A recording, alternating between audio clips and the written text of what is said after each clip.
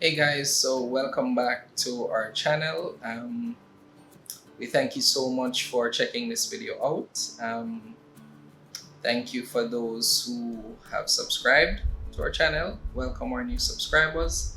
Thank you for those who have been sharing our videos, who have been commenting our videos. And in this one, we're gonna get into the story of the first 5 years of our marriage. It's a two-part series or multi-part series because yeah, two parts should do it. Even before we get into the video, we acknowledge God as God. Yeah. So we acknowledge that our marriage would not have made it to 10 years without God. We acknowledge that God's plan for marriage is perfect. We acknowledge that the image that we see of Christ and the church is a perfect design for marriage in that it gives a husband something to focus on in terms of loving his wife as Christ has loved the church, and it gives the wife something to look forward to in terms of submitting to a godly man who she can respect and love and honor. Yes. And when both parties do that, it makes for the kind of marriage that gives God glory. All right, you said it all, bro. Okay.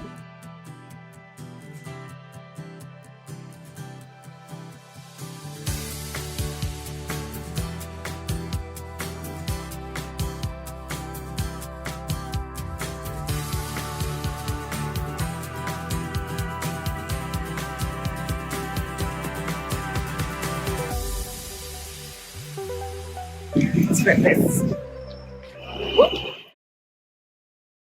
So, Are we gonna tell him to follow us on Instagram? yes, follow us on Instagram at loving to the Macks. That's loving to the Macks. Yes. On and the it should screen. be. Yeah. Yeah. There you go. All right, let's go. We just want to say before we start the story that at the time that we got married, we were not walking with the Lord, neither of us. And I was saved, but not walking in the way that I should. right, and I just wasn't saved. And so that's the background, Lens. right? Yeah, That's the through lens which, yeah. through which we would have been seeing things and perceiving our lives. So when you hear the story, just bear that in mind. But it just kind of begs this kind of. It makes a point that I won't get into the story, you'll see it, but I just wanted to say before we start that a marriage without God is like, we don't want to imagine our marriage like that from this point forward. Like Right. we believe 100% that our marriage is where it is now because of our love for God and Yeah. because of our commitment to treating God as a part of our marriage. So the covenant Yes. we made as husband and wife is between us and God. Yeah. So And he made marriage, he made the institution of marriage. And doing it outside of him is going to have dire consequences. Like Yeah. it's just going to be more difficult because we're not doing it within his will and according to his plan. yeah, So so with that said, I was gonna say, finally, we give God all the all glory, the glory. all the honor, all the praise for our marriage. Amen. Okay, let's get into the story. All right. Okay. So we got married in 2009, and that was a year after we had moved out of our parents' home. And young Jermaine, young, good looking with hair Jermaine, was like, I'm ready to take on life. I'm ready to do all these things that I see men doing. Men 10 years older than me. It's like, I can do those things too. I can take care of a wife. I can take care of a family. I can do all the things that I'm supposed to do, right? Skipping steps as I would normally do. And the story of how we got married, we'll get into another day because that's a story unto itself.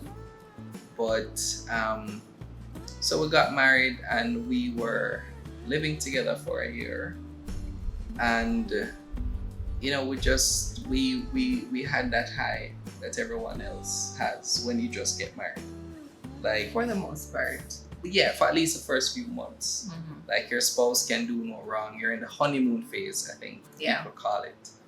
And the honeymoon phase didn't last that long though for us. Right. So we would have, as Jermaine said, been living together for a year prior to getting married. And when we got married, we enjoyed a short honeymoon period, but it was almost like an immediate switch in terms of expectations.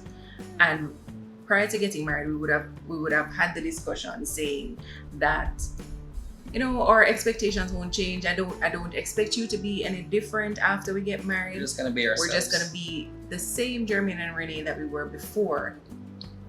Not quite. Yeah. After we got married, immediately the expectations that were buried Yeah. or not confronted, not admitted before, came to the surface. Yeah. So I immediately started wanting house and new car. Immediately. And it like immediately that picture perfect image that culture gives us, that culture feeds us, that a family is supposed to look like, or a marriage is supposed to look like. That family unit, that Yeah. whole family, that is not really the reality for a lot of people. It's not. And we were starting from scratch, essentially. So we were starting out together to build a marriage, to build a life. We didn't have a jump start. Yeah, Per we se. had there was no, let the bride's dad pay for the wedding. Let the family just kind of give you this generous donation. There was no, my family didn't give Renee's any cattle or livestock. Nothing like that. Like, there was no money waiting in a bank account for us. Oh, you guys are married now, let me write you a check. Right. None of that. It wasn't that kind of start for us. So we were starting out using what we would have earned, what we would have accumulated at the time, which wasn't much, because honestly, we used all that All was of it on the available. wedding. Yeah, we used all Yeah. that was available on our very small wedding. Yeah. So When I say small, we mean small. Like, small. yeah. So we had zero savings. Right, we had no savings at the time, and so we were starting from scratch. But even with that, my expectations were that I'd be, sorted and provided I for. was wondering if she realized who she married. I was wondering if she thought I was loaded when I wasn't. Like, it's like, I married this guy and he's just gonna magically go from making negative. Because when you run your own business, mostly, you're making negative dollars. Because you hardly even pay yourself Yeah. sometimes, But I think it happened on your side too, in terms of the expectations. Oh, well, yeah. So I expected, I'd come home from a hard day's work of pulling lumber, working on cars, doing manly stuff. I fixed computers, so nothing manly. All I had was a screwdriver. But I It's came still home. manly. It's the unmanliest manly thing that you That's could do. Anyway. Well, no, continue. let me. It's just It's not. like I wasn't doing hard work. At least not to me. It was brain work. Which let me not go there. But I came home expecting, the house to be taken care of, for food to be always ready, and for me to get unlimited support. I expected, even in areas of intimacy, that wouldn't skip a beat. So exactly, what one would expect, in marriage, I was like, I'm entitled to all these things. I'm a good man. I'm not cheating. I'm not, on the street or doing anything like that. I deserve to have a wife to cater for my every single need. That's reasonable. Let me know in the comments if you think that's reasonable, guys, because I think it is. Just so yeah, that was the expectation, knowing that his wife was working 12-hour shifts and also supporting the business. So yeah. I would be working 12 hours, 7 p.m. to 7 a.m., which means that I would have to leave home from about 6:15 to get to work on time. Who had to drop you to work? Or 7. Oh, so for a phase you took the bus. There was a bus. Yeah, there was a bus out at one point. Which was made no sense. Because you had to, other persons had to be dropped off, so you Right, felt like so- you were on the road longer. Yeah, but that's Okay, besides see the that point. later. Yeah, at one point there was a bus, and the bus would pick me up and I would go to work via the bus. And then when that changed, I would either drive myself or you would drop me Yeah. to work. But I would work from 7 p.m. to 7 a.m. and which means I would get to work about 6:45 and leave work about 7:30. Yeah, and then I would go to the office, right?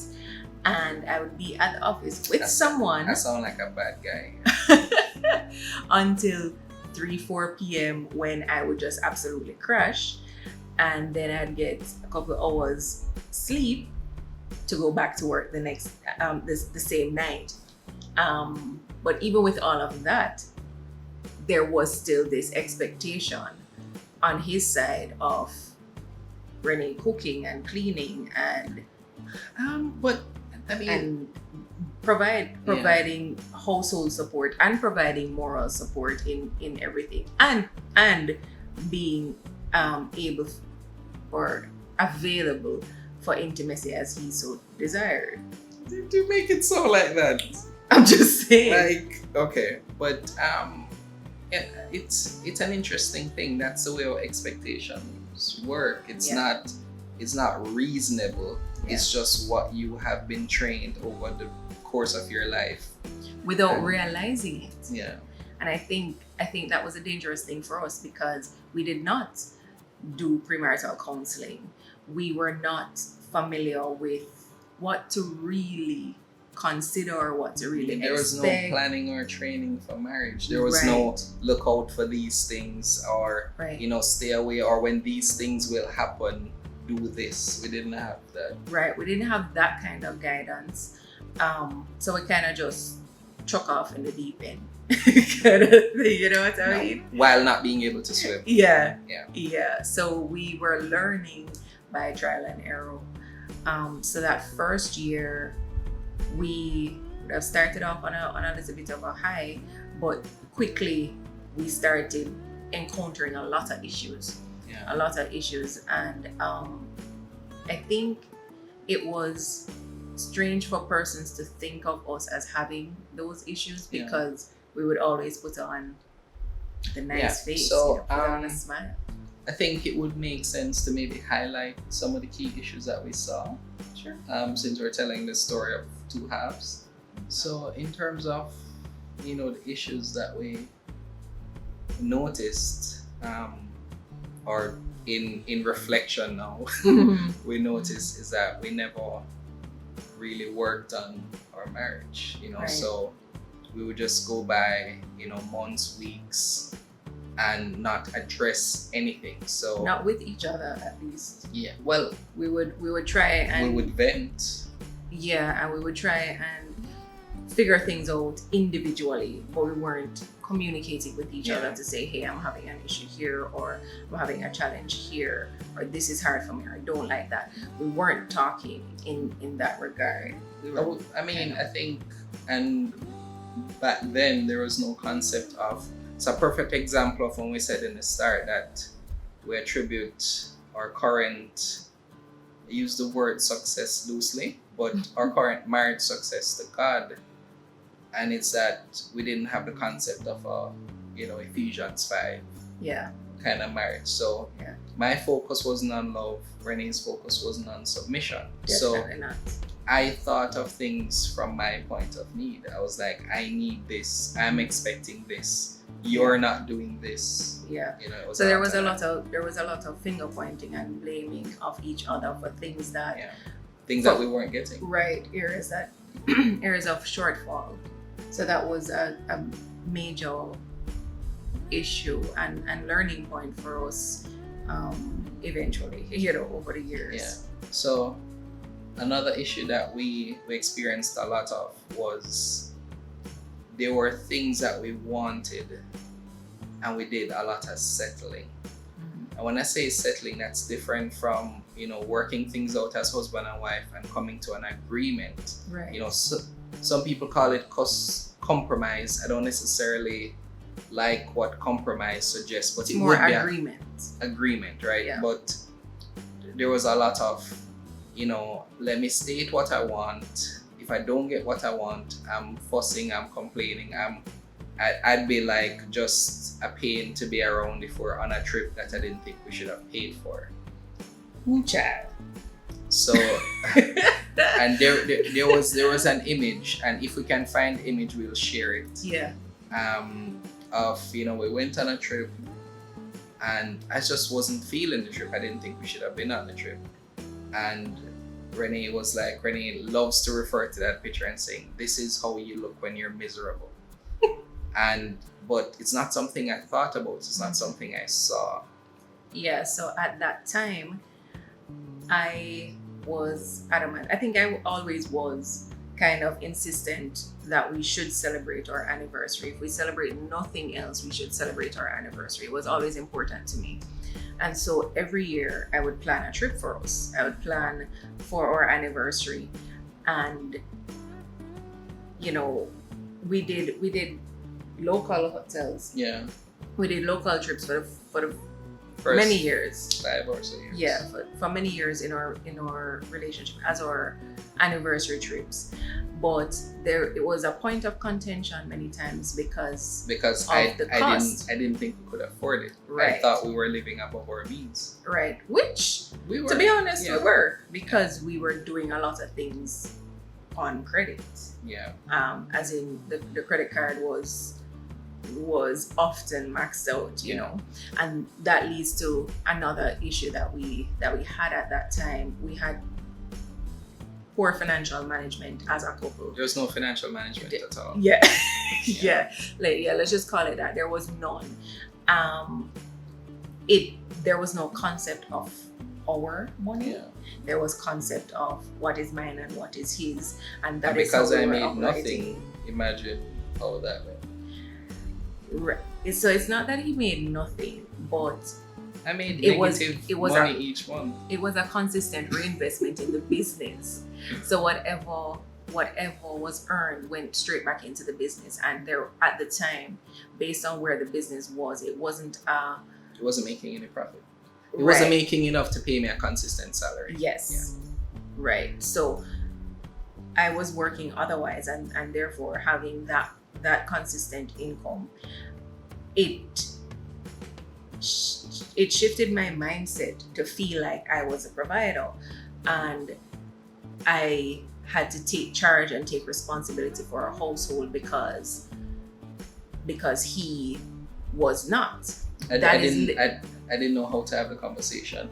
It's hard for men to have a conversation with women when, one, the woman makes more, two, he doesn't think he's making enough or being able to provide. And it was a blow for me. And three, there being no godly guidance. Yeah, so even in a godly relationship, it's because a man is wired to provide. So when he's not able to provide, it makes him feel as if he has failed, he's failing, or he's not adequate. And right. I was experiencing a lot of, I wasn't confident in saying, I don't think we should spend on this. I don't think we should spend on this trip because our credit card is maxed out and we're essentially just making minimum payments or just paying interest. Right. Or going months without being able to pay anything on it. Yeah. And I didn't make it any easier for him either, because at that time... Tell me about it. Please tell us about it. At that time, I was the independent girl. I was the one who I am making my own money. I can. Don't tell me what to do. Yeah, you can't tell me how to spend what I earn because I works for this. Come up to my level. And I am choosing to support us right now. So. And I'm also choosing that based on how hard I've worked, we're gonna take this vacation right now. Mm-hmm. I've got it covered. Yeah. Don't worry your little brain about it. Mm-hmm. It's good. Mm-hmm. I've worked it out down to the very detail, right? Yeah.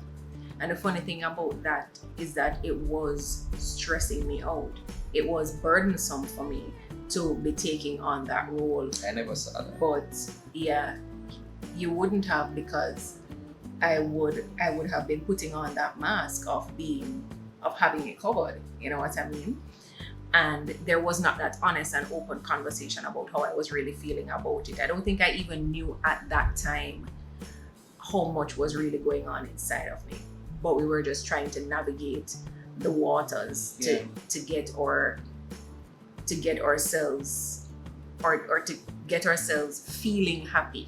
Yeah, but so there was a lot of searching for superficial happiness. So we would do a lot of, let me get this thing to feel better. Let me go this place to feel better. I mean, there was no real happiness. There was just a lot of, there's this concept masking. Of, if you're familiar with the love languages of your love tank being filled, it was just taking in as many ways that you can take as possible. And we never had the understanding that we need to be giving love intentionally to each other to replenish what was being lost. Right. So, there was even a point that our marriage took a turn where all those issues that we were experiencing, it just started to come out in how we communicated to each other in public. Yeah. So, talk about that. Yeah, so what happened is that everything that we were stifling at home, we were suppressing a lot. So it came out in two main ways. Those trips that we would take, those anniversary trips that we would take each year, every time without fail, we are on our way back home. we would have an argument. So I would think that, okay, we shouldn't have the trip because when we come back, we're going to have an argument and it's always we're on our way home, we're playing some music, and it would always start with a reflection. Yeah. And we'd be coming from this, when it first started, I was like, is Renee trying to set me up? Like, Renee would be like, we're coming from this, what I thought would be a good trip or a reasonably decent trip. And it's like, you know what? I'm not happy. I'm like, where did that come from? Yeah. Like, what just happened? Like, was the food not good with the hotel? Did something happen?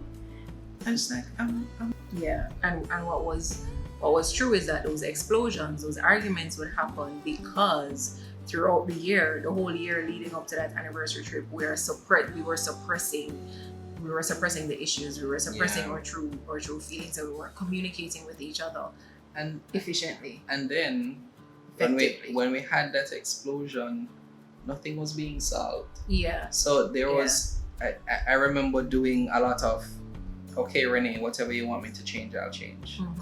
It was a point of pride for me. I took the responsibility to change. And then when I changed and there still wasn't, happiness, agreement, cohesion, I was like, you're just impossible to please. Yeah. So I kept on changing.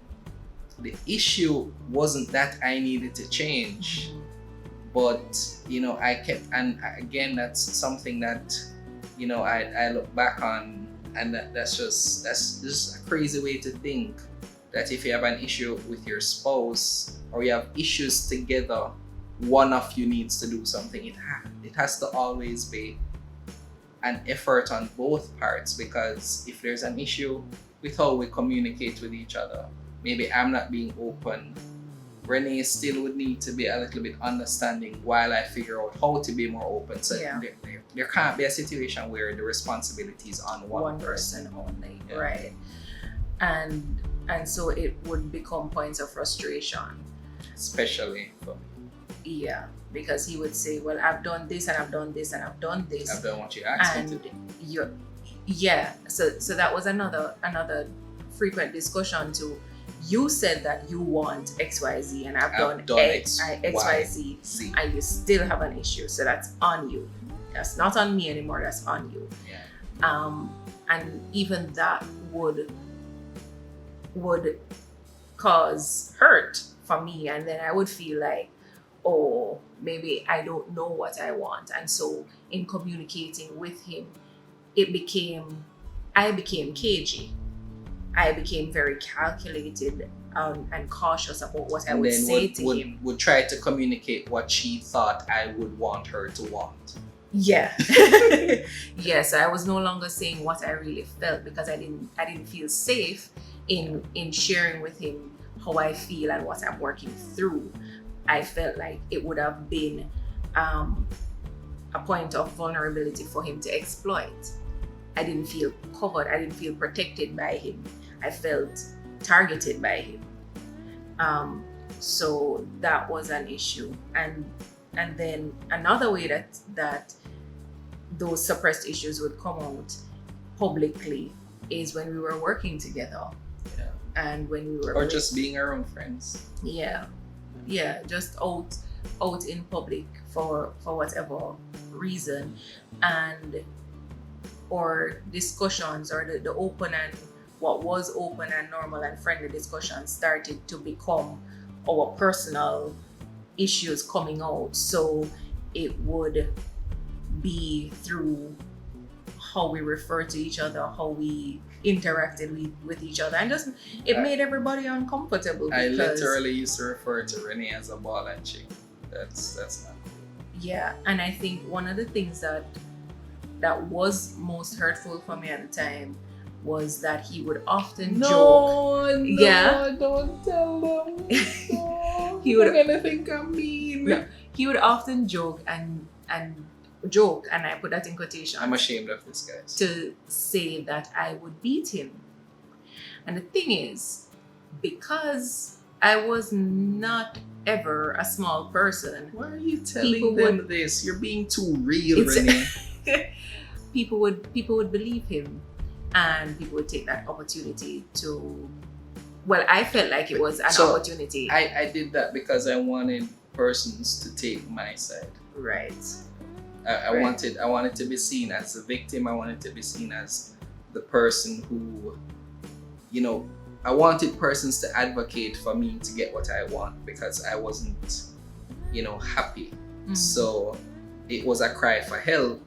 It just came out in A one very of the worst hurtful ways. way. Yeah, it just came out in a very hurtful I've way. apologized profusely to Renee.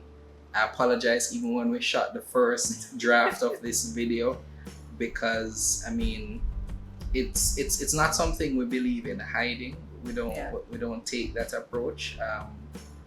And there's a lot of things that we would have done wrong to each other, and sharing it publicly, I think, gives persons the opportunity to see that our marriage is real, because a lot of persons know us now Mhm. and they see us and they think, I want a marriage like yours. And I'm like, are you sure? Like, you sure you know what you're sure? asking for? You sure? Because we've been through so much things that bent us to a point that it's painful Yeah. to be bent in those ways, and yet we're grateful to the Lord for bringing us through those things, and a lot of those things we're still healing from. Yeah. A lot of those things, even to talk about them now, we were though we're past it, it still makes us feel a little weird that we went through it. It's almost like we don't recognize those persons, Truly. because it's, a lot of it could just be, we were young, we had to get that experience, and with young marriage, you will have challenge, Mhm. but we did some hurtful things to to each other. Yeah. So that would have been the first few years. Another thing that I think happened during that time, we would have mentioned having financial challenges. Oh my gosh.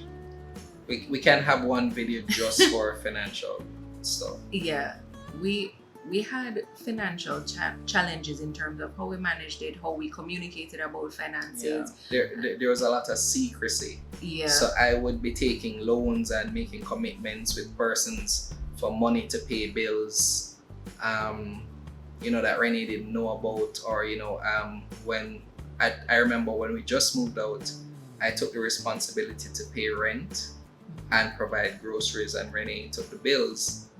And for like 3 to 4 months straight, my dad had wholesale. I would go to him for the groceries, and I'd go to my dad for help to pay the rent. And there was a lot of months where I was behind on the rent, and we lived next door to our landlord. Mm-hmm. So it's not like I could avoid him. And that caused me a lot of pressure.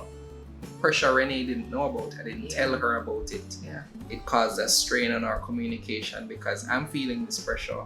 She's not aware of it. Yeah. And it's just hard. It felt like a boulder on my back to try and do all of those things and then still be there emotionally for her, then still try to, care for her and love her. It was hard. And at that time as well, we weren't necessarily the best at supporting each other. Or forgiving each other, I should say, because he wouldn't have felt comfortable coming to me to say that that he would have made those commitments, or that he would have had these things outstanding, because what would have obtained before is that if he did something wrong, I would continuously remind him. Yeah. Oh my gosh. If there was something that some decision that ended up in us, be like, remember when you did that? I said you shouldn't do it. You did it anyway, and now look where we are. Yeah, it was like, remember, I was the one who told you that this was a bad idea. So why did you do it? Don't come and tell me now that you have a problem with it because I had told you. I made not it very to clear it. what my position was. Yeah. Another matter that arose for us was just not having mentors, not having a couple who we could go to for advice. Not that we couldn't, or so we thought. Yeah, that's how we felt. It's not that they didn't exist. It's that we didn't go to them. So and we actually, in working with couples now, we see that issue a lot, where sometimes as a couple you feel as if your issues are so unique that others won't understand. Right, especially when the others that you're looking at are persons who have healthy relationships, not realizing that for them to have gotten to the healthy, they had to go through some things, so what it boiled down to at that time was that we went to our friends who were unmarried. Did their best counseling they could. Yeah, they did the best that they could, but the other issue with that is that we went separately. We went individually. So Jermaine went to his friends, I went to my friends, and so the pictures were painted so that whoever is talking to you, whichever one of us was talking to you, would be... You get a different story. Yeah. Or you'd get... So here's the thing. You get it from that perspective, and that perspective because here's the thing, and this is what I believe. What we're going through was real. What we're going through, what we're experiencing was real pain, real hurt. And so we shared from that perspective. That's a real thing. Mm-hmm. Now, in reflecting on it, we wouldn't do it that way again, nor do we recommend couples to do it that way. So when we work with couples now, we actually, so if a couple comes to us with an issue, in a lot of the cases we would say, let's talk to both, because of that same reason, where one, I was going through things that Renee didn't understand my perspective because she didn't hear the truth. Yeah. Because sometimes we don't want to say the truth. So like, um, Renee, I don't feel like you're supporting me in the way that I need you to. That may be hard for me to say. That was hard for me to say. And hard for me to hear. Exactly. So we tried not to hurt each other, and in so doing, we hurt each other even Yeah. more. Yeah. Yeah. So the We got first to- 5 years of our marriage, that is pretty much how we operated. Yeah. We operated as in silos, we operated individually, but then expected the togetherness to be there because we spent time. Yeah, and so I mentioned Together. earlier that we experienced a lot of bending. Yeah. And we actually went to a breaking point. We both got to a breaking point. Mm-hmm. And we were playing like relationship chicken, Yeah. waiting on the other person to mention the word divorce. Yeah. Um, And with that particular time, for me, the only thing that kept me going was saying, well, before we got married, we said that we are doing this thing once. Yeah. So when we get married, there is no divorce. We get married, that's it. We're not doing it again. So it better work. And it came from a place of pride. yeah, because it was the same for me where I didn't mention, I was thinking thoughts of divorce, but I never said it because in my mind, the person who said it was the person who made the marriage fail. Right. So I was like, if she says it, I'm out, I'm gone. If I say it, then it's my fault. So that was the kind of mindset why neither of us mentioned it. But that's how we were. That's how we were thinking. We were really considering, is it worth it, and did we make the right choice? Can we really push through this? So we were dealing with financial pressure. We were dealing with just pressure in all unhappiness. areas. Yeah, and unhappiness. We were not. We were stressed. We were Seriously stressed. overworked. We were in debt. Yeah. Everything was falling apart, and we did our best to make everybody think that we were doing fine. Yeah. So we put on a nice face. Yeah, we weren't real during that, meaning there was so much hurt and pain under what people saw, because we were both in situations where we had to either be at work or we interacted with people a lot for business, and because I fixed computers, so I'd always be around somebody, so I had to master, hey Jermaine, how are you doing? I'm good. Yeah. So we suppressed a lot, and then we used other things to cover up or kind of do a band-aid fix for the real hurt that we had not healed from. We had not even exposed for it to even start healing. So imagine a lot of cuts all over your body, some deep cuts, some really bad cuts, and all band-aid. And it's not even the cloth band-aid, but the one that, a little plastic one that has water touch it gone. Like, that's what was happening. Yeah. And so that's how it felt emotionally. That's accurate. That's pretty accurate as to what was happening and how we were trying to deal. So we used things like sex and buying new things, going on vacation. Like shopping was a thing for me at the time. Renee locked down Burlington's. Like Renee. And so this was a symptom that we never understood what was happening, but it's like we both did things to kind of make us feel better, like quick fixes, like a shot of adrenaline, and it kind of feel like we took something back. So okay, I got something for me, and I'm alright for now. Yeah.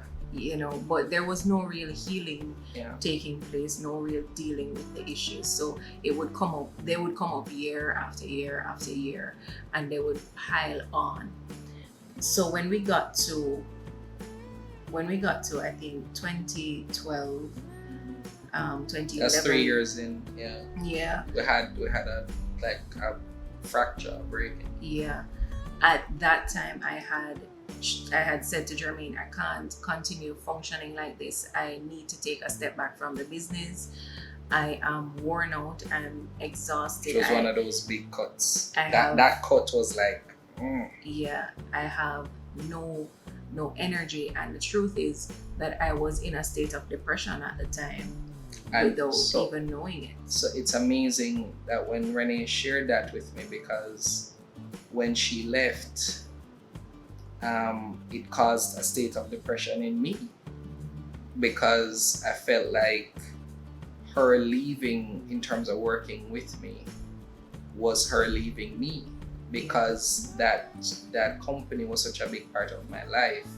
Her leaving was her leaving me, and that caused, so we were both depressed and hurting and in pain, and we were hiding it from each other while living in the same house, while still going on vacations, while still putting on a public face. Yeah. And so that's pretty much the story. But what would happen for me, instead of going to the office after my shift, I would go home and just do nothing. I would go home and stay in bed the entire day and cry, or try to sleep but not really sleep, and just be there feeling horrible about myself, feeling horrible about the marriage, about my life decisions, starting to question, the decisions that I would have made. It's so interesting. I did the same thing. Mm-hmm. So when I was home, I did nothing but sleep and stay in bed, and I had some bad habits that we'll get to in another video. I was up to no good. I was focused on taking away the pain, numbing the pain. Yeah, I think we both were finding ways to numb the pain, and it was a very stressful time. It, for me, led to a crazy weight gain, and after I walked away from the business, after I said I need to take a step back, I need to take care of me a little bit, that's when my first weight loss journey would have started. Which was great. It was great in terms of my health. Yes, it was excellent. But even that, he couldn't support me in. Because it felt to me like it was a move of independence. So it was almost like, she's getting back her power, her identity, her life, and then all she's gonna do is get slim and trim and nice, and she's gonna find a real man who's gonna, just drive up in a nice car, help her to live in the house that she wanted to get before she was 25. And I felt like she was fixing up herself to move on, when in reality it had nothing to do with anybody else but me. Nothing to do with you, but everything to do with me. Yeah, it was a matter of me regaining some sort of control over my life, because I felt like everything else was just everything was failing. Everything was just happening around me, and I wasn't actively taking control of anything. And I felt like this was one area that I could control, and I did. I took that and I ran with it. So I was very encouraged and empowered by working out, by just transforming my physical body. But on the inside, I was still falling apart, because our marriage was not what I hoped it would have been. So the first 5 years, we have no idea how long this video is going to be, by the way, because we've been talking, and there are layers of this story that we haven't gotten to, and we'll probably just share it in other videos, but this is generally what it was like. So it's if it sounds bad, it was. It's not to say that we thought our marriage was the worst. It wasn't even like that, but if it sounded hopeless, if it sounded, like we're on a breaking point, if it sounded like, and if we have family or friends watching, if you're hearing things that maybe you never heard before, that just shows you how much we hid Yeah. what was happening because we were ashamed. We felt like we were failing at marriage. Yeah. And when you're in a family where persons are like, it's good that you guys are doing that and you don't see marriage a lot, and great job guys, and I love how you guys show your love for each other, we're like, how can we then go back to the same persons and say we're having this trouble? Yeah. Which again is just, it's amazing how there are so many marriages that go through what we went through and they don't share it. It's almost like, so we're kind of wrapping up the first 5 years. Well, we haven't really spoken about the fullness of our breaking point yet, because I don't know if we need to necessarily get to it in this particular, because we're kind of high level. okay. What do you think though? I was just gonna say, I think we should mention the closing of the business and how that impacted. I don't know. So in 2012, Renee would have walked away from the business, and in 2013, she had to do surgery. And if you're like me, then the thought of your spouse doing surgery can't be easy for you, regardless of the state of your marriage. And it took a surprising toll on me. It was a low risk surgery by anybody's standards, but it wasn't easy for me.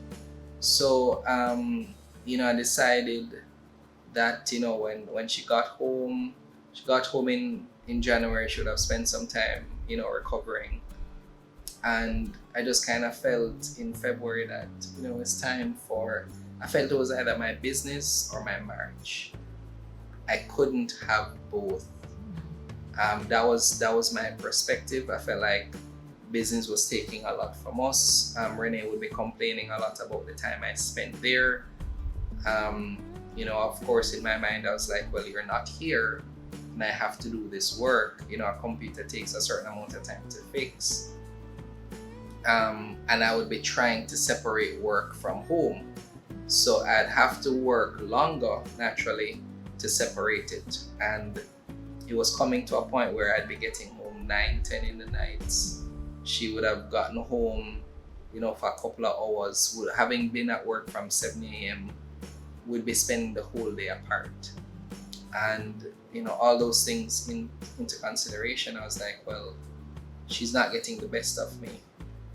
Though I'm not happy, though we're not happy, I owe it to our marriage to try. So I decided to close the business, and closed in February 2013. But then the closure was extremely hard, because then now I'm contending with feelings of failure. I'm contending with not having a source of income. Though I was able to still work with some customers, I felt like I took 20 steps back.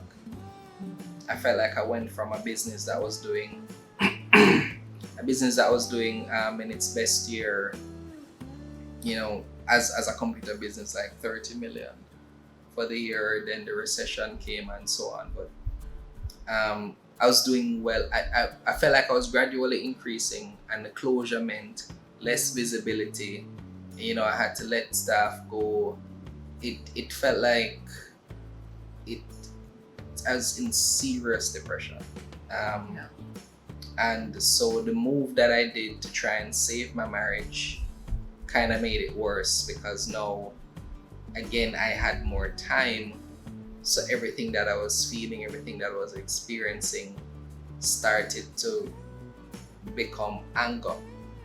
So there was a phase in which I was extremely angry with Renee. Doesn't matter what she said, doesn't matter what she did. The simplest thing would get me to 100 in terms of anger. And it had, almost had fatal consequences for us. I remember being so angry when we were driving. She said something relating to the business that I had closed, and I couldn't handle it, and I got really upset while we were driving. And I'm thankful that the road was empty, because I lost control of the vehicle, because I was just so angry. Yeah, so angry that he punched the steering wheel. I didn't want to tell him what I did. But yeah.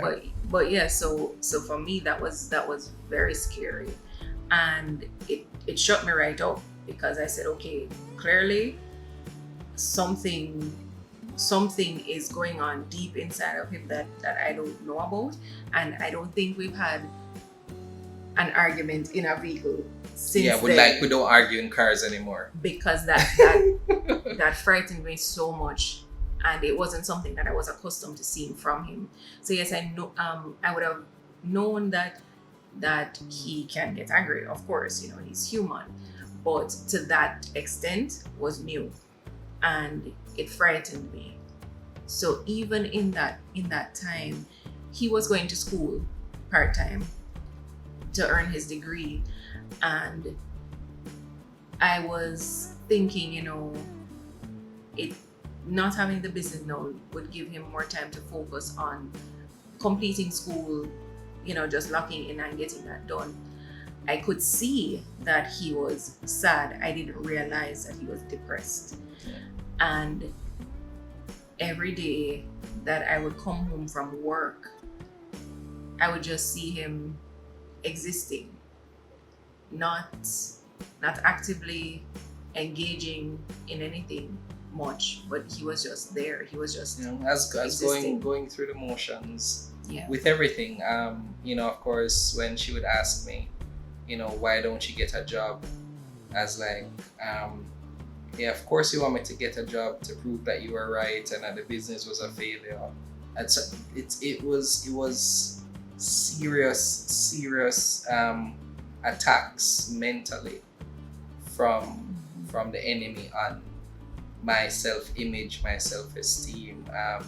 I had no pride left, I think, because I felt like everything was stripped away from me.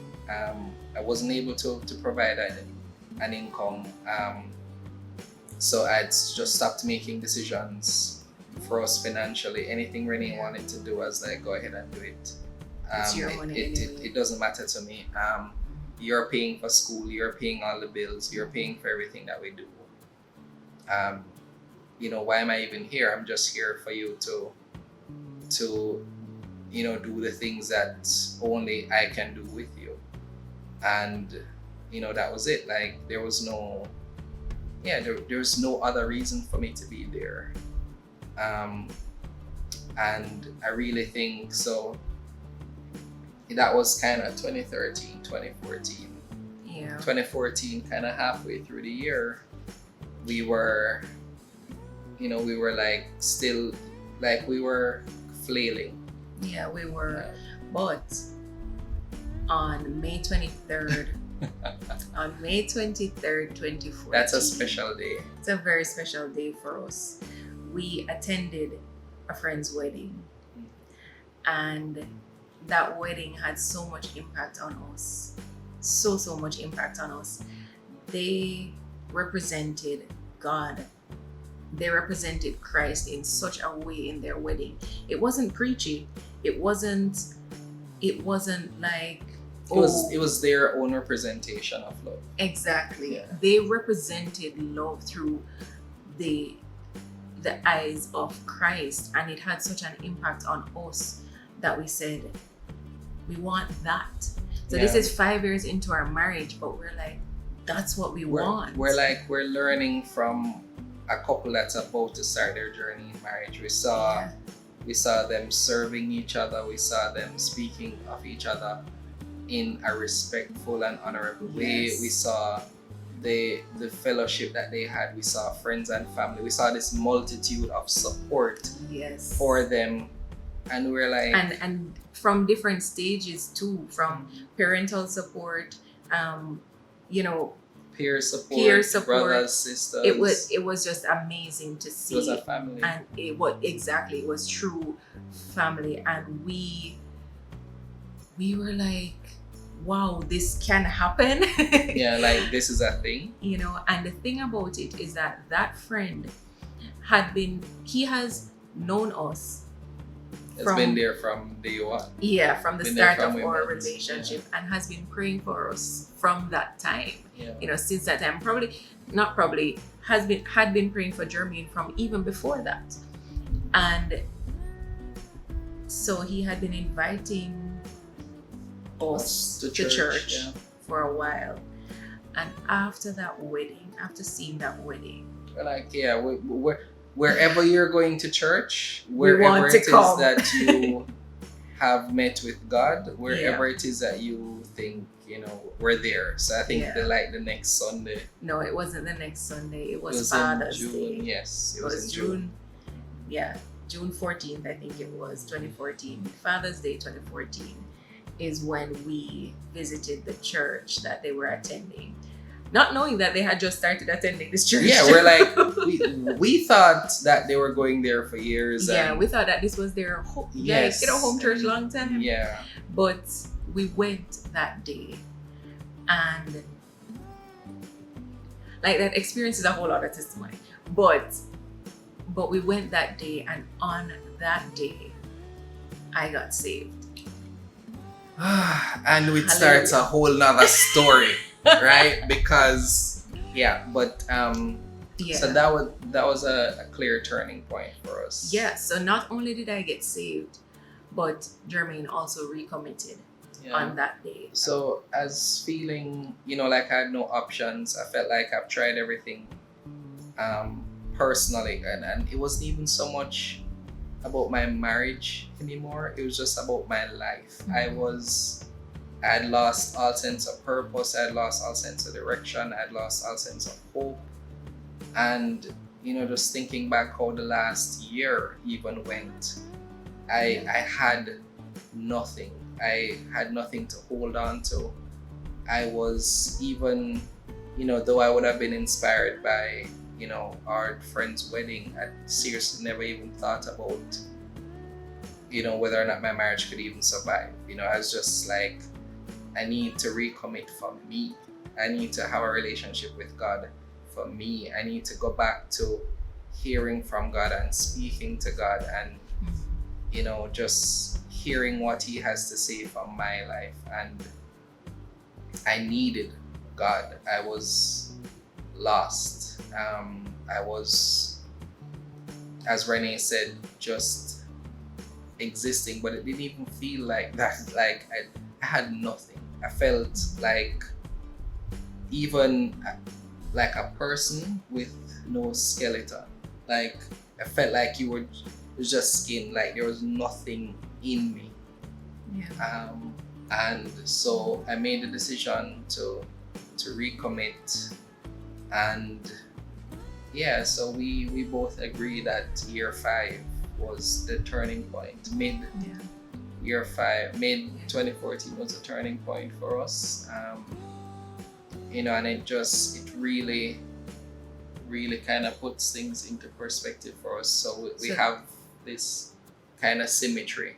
The first 5 years of our marriage without Christ, and the last 5 with Christ. And we're not saying that the last 5 was just, you know, significantly. It wasn't like a snap and magically wonderful. Because we had to address everything that we mentioned in this video. We had to address all of those things that were piling up, all of those cuts that were forming, all of that pain, all of that hurt, all of that depression.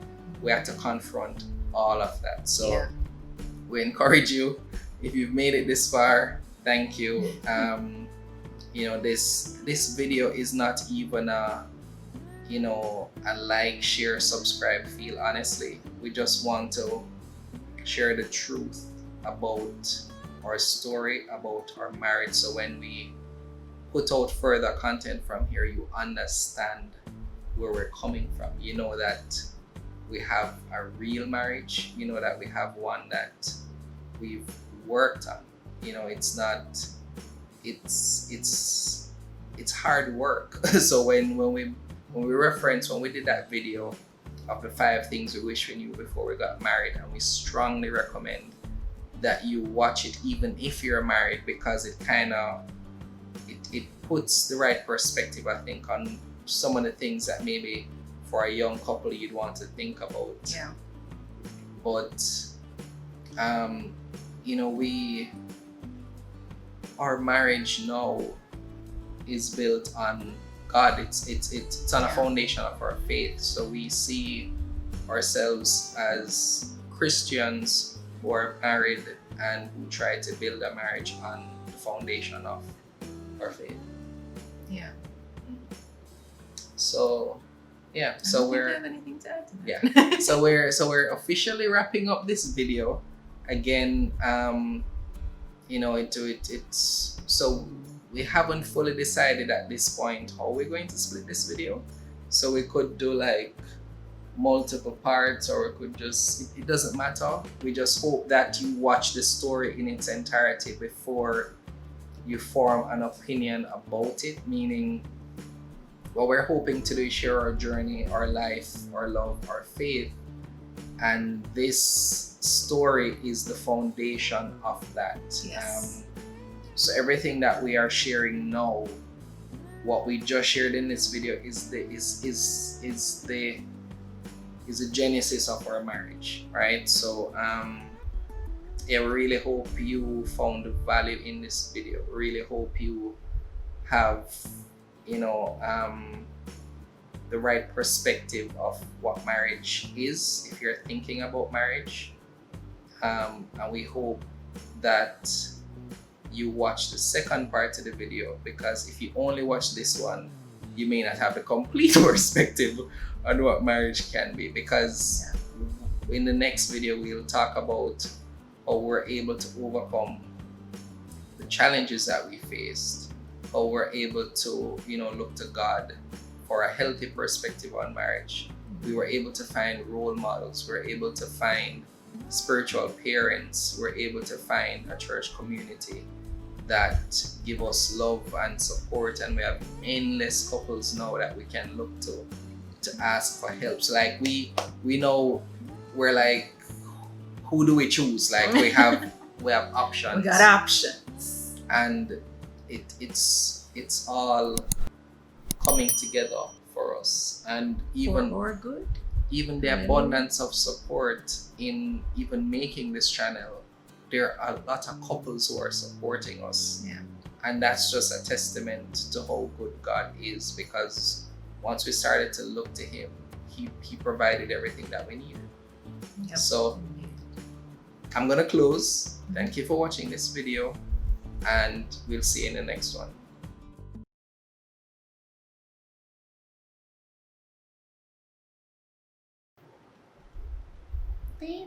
I'm hearing the Becky and Chris intro in my head. Okay. AC feels like it's more windy.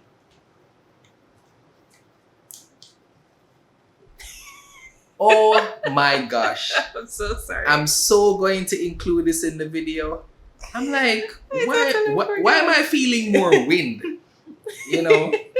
And Renee, because we're trying to maintain certain audio quality, turns on. I'm like, why am I feeling more breeze? Is the AC done? Anyway, okay.